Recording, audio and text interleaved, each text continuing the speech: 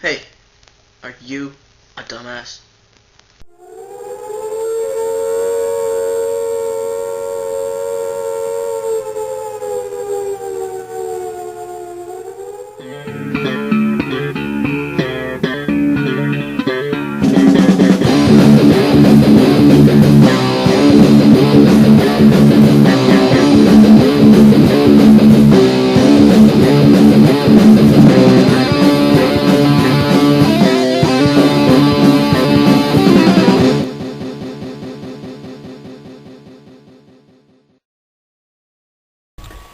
Friends, enemies, and internet losers, I have returned, and welcome to Hey Dumbass. Just a little update for you. I am now also on live video. Why? Because I'm a media whore who has no friends. So, hello to the nobody watching me on live video. Let's get on with it. Put on your thinking caps, because this is going to be a dirty one. In some of my pieces about building a home library, I've made reference to the books that people claim to have read, but actually haven't. This is one of those books.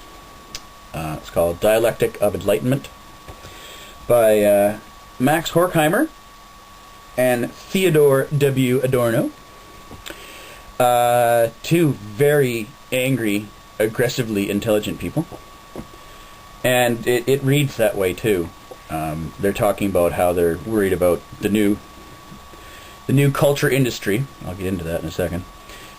Leads to fascism, whereas I think sometimes intellectuals lead to their own little version of fascism where I'm smart, I use big words, you're dumb, therefore I should be in charge. Culture industry, what exactly does that mean? Well, it has since, this was written in 47, it has since been sort of expanded to the culture industries.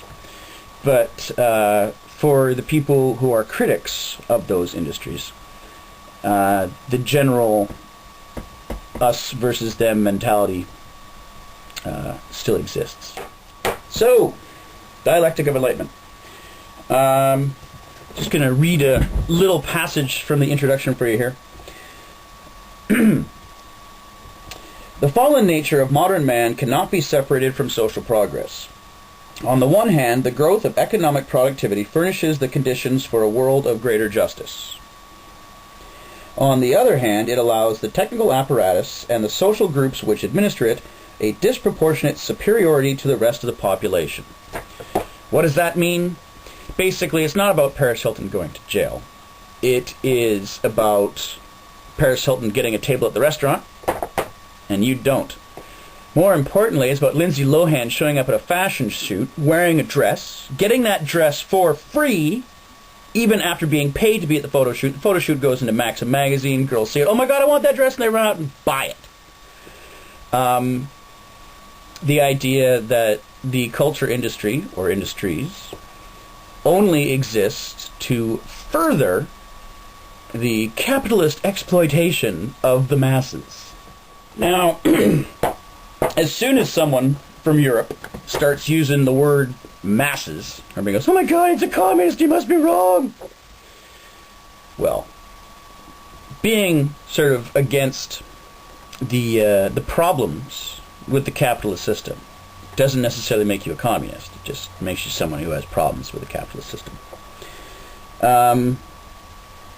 There's a piece in here called The Culture Industry, Enlightenment as Mass Deception, talking about how even though the strength of the church has diminished greatly, there's a new church.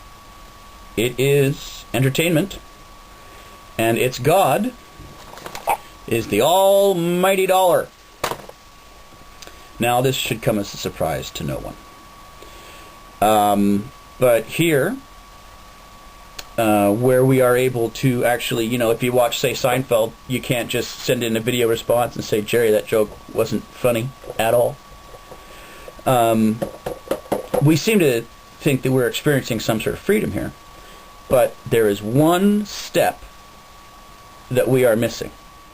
When I lived on Vancouver Island a couple of years ago, I published a little reader for coffee patrons. I read that coffee news and thought, you know what? I can do better than that, and I did. But down here, you can't see it from where you are. But just under the heading, or the title, or whatever we want to call it, there's a quote. It's by A.J. Liebling. Abbott Joseph, I think, was the A.J. Wrote for the New Yorker. Very witty guy.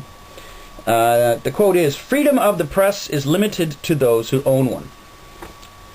Now, to get back into more commie speak, we are creating a product, but we do not control the means of distribution. Say, for instance, you are the world's greatest radish farmer, and you have enough radishes to feed the world, but if you don't own a truck, all you got is a bunch of radishes. You need a system of delivery. So here we are, hitchhikers on the information superhighway, but we didn't build the road, and we don't have a car. All we have is the transmitter, being the camera, the receiver, being the computer, but in between that, between my waving hand and voice, and you seeing my waving hand and voice, is a control system that we have no control over. The control that we do have comes from, in this instance, say YouTube or live video or all the other ones, is that these people are making money off of the stuff that we do. So they need us to do stuff in order for them to make money. Now, the problem is, going back to the entertainment as control, why is Paris Hilton famous? Because she doesn't wear underwear and gets drunk a lot. Now, if you are a 14, 15, 16, 17, whatever year old girl who works at, say, Starbucks or Tim Hortons or McDonald's or something, and you have kind of a boring life, at least you think your life is boring, how do you get an exciting life? Well, Paris Hilton has an exciting life, so if I become like Paris Hilton, then I too shall have an exciting life.